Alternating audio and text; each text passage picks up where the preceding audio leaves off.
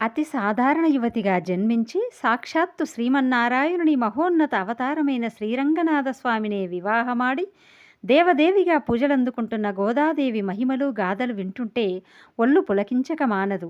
అలాంటి మహత్తర దివ్యగాథలలో గోదావరిని పావనం చేసిన విచిత్ర గాథ ఎంతైనా వినదగినదే. ఇప్పటిదాకా ఎన్నోసార్లు రామాయణ భారత భాగవతాలు పురాణోపపురాణాలు దశావతార సంఘటనలు జరిగాయని విదితమైనదే. అలా పురాణాలలో కొన్ని చిన్న చిన్న మార్పులు, కొన్ని అదనపు హంగులు మనకు వెలుగులోకి వచ్చాయి. అలా ఒకసారి రామాయణ కాలంలో మానవాళి పాపాలను కడిగి ఆరోగ్యవంతులను పునీతులను చేయడంతో పాటు అనేక సుఖ సంపదలను సగే పుణ్య గోదావరి నది సైతం ఒకంత పాపం చేసిందన్న ఒక గాథ పురాణాలలో చోటు చేసుకుంది. శ్రీరామ లక్ష్మణ భరత శత్రుఘ్నుల జననం జరిగి సీతా సోదరీలతో వివాహానంతరం కైకమ్మ వరప్రభావాన సీతా సమేతుడై శ్రీరాముడు లక్ష్మణుని వెంట నెడుకొని వనవాసానికి ఏగాడు. మాయ కమ్మిన భూమిజ బంగారు లేడిని కోరడం, శ్రీరాముడు ఆ లేడిని వెంటాడడం, తన నాదుడి కంఠస్వర అర్తనాదం వినబడడంతో సీతమ్మ తల్లడిల్లడం, సీతారాముల సేవకే తన జీవితం అంకితం చేసిన లక్ష్మణస్వామి సీతమ్మను వనదేవతలకు అప్పజెప్పి తన అన్నగారి కోసం అడవులకేగడం ఒకదాని వెంట ఒకటి నిరాఘాటముగా కొనసాగాయి.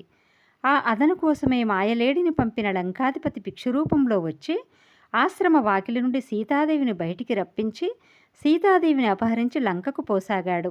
మార్గమధ్యంలో ఉన్న పుణ్య గౌతమీ నది మీదుగా ప్రయాణం సాగించసాగాడు. ఆ సమయంలో మానవతా అవతారం దాల్చిన లక్ష్మీదేవి స్త్రీ సహజ నైజంతో దిక్కులు చూస్తూ యాదృచ్ఛికంగా కిందికి చూసి గోదావరమ్మ కనబడగానే, హే గోదావరి మాత, నేను నీలాంటి సాధారణ ఆడదానినే కదా, నన్ను పరపురుషుడు అపహరించి తన పురానికి తీసుకుపోతున్నాడు.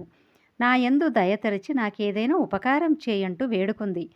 ఆ గోడును ఏమాత్రం పట్టించుకోక గౌతమీ నది మౌనంగా ప్రవహించసాగింది. ఆ తర్వాత సతిని పోగొట్టుకున్న శ్రీరాముడు దిశలన్నీ గాలిస్తూ గోదావరి ఒడ్డుకు సమీపించాడు. లంకేశ్వరుడే సీతమ్మను అపహరించి లంకకు తీసుకుపోయాడని తెలిసినా ఆ విషయం తాను రామునికి విన్నవించుకుంటే లంకేశ్వరుడు తనకు ఏదైనా అపకారం చేస్తాడేమో అని భావించి తానేమి ఎరగనట్లు ఒక స్త్రీ ఆర్తనాదంతో దేవతామూర్తికి జరిగిన పరాభవంతో తనకేమి సంబంధం లేనట్లే మౌనం వహించింది గోదావరి. అధర్మాన్ని అక్రమాన్ని చూసి కూడా చూడనట్లు మౌనం వహించడమేగాక ఆ అధర్మాన్ని శ్రీరామచంద్రుడికి విన్నవించకపోవడంతో గౌతమీ నది ఆ పాపాన్ని అంటగట్టుకుంది. తన పేరు మహిమతో పాప నివృత్తి చేసిన గోదాదేవి శ్రీవిల్లిపుత్తూరు గ్రామంలో శ్రీవైష్ణవ అభినవ నారదుడికి దత్తపుత్రికగా భూమిపై అయోనిజగా జన్మించింది. సహనంలో సాటిలేని భూదేవి రూపాంతరంగా జన్మించిన బాలికకు గోదా అనే నామకరణం చేశాడు ఆమె తండ్రి విష్ణుచిత్తుడు. అసలు గో అనగా భూదేవి అని అర్థం. ఈమె భూమిలో దొరకటం చేత గోదాదేవి అనే నామం స్థిరపడింది. సంస్కృతంలో గోదా అనగా వాక్కులు సమర్పించేది అని అర్థం.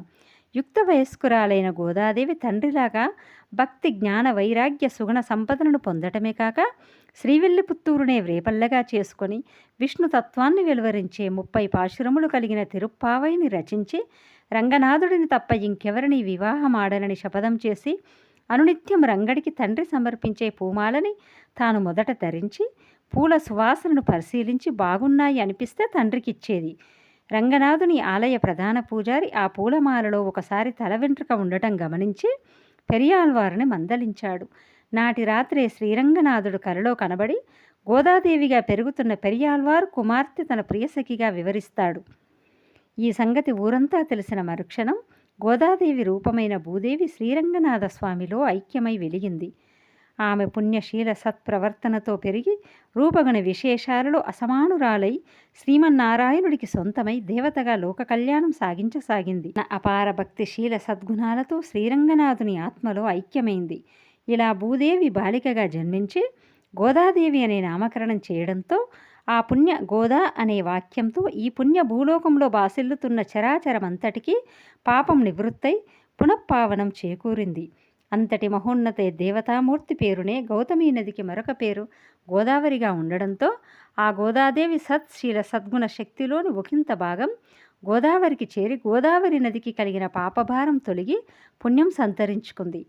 గోదావరికి ఏర్పడిన పాపం గోదాదేవి నామంతో తొలగిపోవడం సునిశ్చితంగా పరిశీలిస్తే మహోన్నతులు, దేవతా స్వరూపులు, పుణ్యవంతులు సకల సద్గుణ శీలవంతులు నామానికి గల మహిమ శక్తి మరొకసారి నిరూపితమవుతుంది. ఈ నిజాన్ని మరింత తీక్షణంగా పరిశీలిస్తే సాక్ష్యాలు లేకుంటే ఏ విషయాన్ని విశ్వసించని కలియుగానికి నామ మహిమ నిరూపించాలన్న సదుద్దేశంతోనే దైవాంశైన పుణ్య గౌతమి అలనాడు ఆ సీతమ్మ హింసను వీక్షించి పాపం చేసిందేమో అనిపిస్తుంది. లంకేశ్వరుడి గురించి తానే శ్రీరాముడికి సమాచారం అందించేస్తే రామయ్య ద్వారా పుణ్యగతులు పొందాలని జటాయువు ఆ పుణ్యాన్ని సంప్రాప్తించుకోలేదని ఆలోచించి ఆ పక్షీంద్రుడికి పుణ్యం అపాదించి పెట్టాలనే తాను పాపం పంచుకొని తన పుణ్యాన్ని త్యాగం చేసిందేమో గోదావరి. ఈ విషయాలన్నీ క్రోడీకరించుకుంటే మనకు అర్థమయ్యే విషయం, ఎవరు ఏ పని చేయాలో వారే ఆ పని చేయాలి, ఎవరు ఏం మాట్లాడాలో వారే ఆ విషయాన్ని మాట్లాడాలే తప్ప తమకు తెలిసిన అన్ని పనులను అందరూ చేయకూడదు, తమకు తెలిసిన సమాచారాన్ని అందరూ చర్చించకూడదన్నమాట. తద్వారా ముందు కొంత కష్టనష్టాలు పాపం కబలించినా కాలక్రమేణా ఎంతో పుణ్యం మరెంతో శక్తి సొంతమవడంతో పాటు సుస్థిర స్థానం పొందడం ఖచ్చితం. భూదేవి భూలోకాన పావన గోదాదేవిగా ఉద్భవించిన పలు కారణాలతో తాను గోదా అనే నామంతో వెలుగొంది తన నామ మహిమతో గోదావరికి కలిగిన పాపం తుడిచివేయటానికేనేమో అనిపించడం అతిశయోక్తర భావన కానే కాదు. అంతేగాక ఈ కలియుగంలో గో అనే నామంతో బాసిల్లుతున్న ప్రతి వస్తువు మానవుడు ప్రత్యేక గుర్తింపు పొందుతాడన్నది సుస్పష్టమవుతుంది.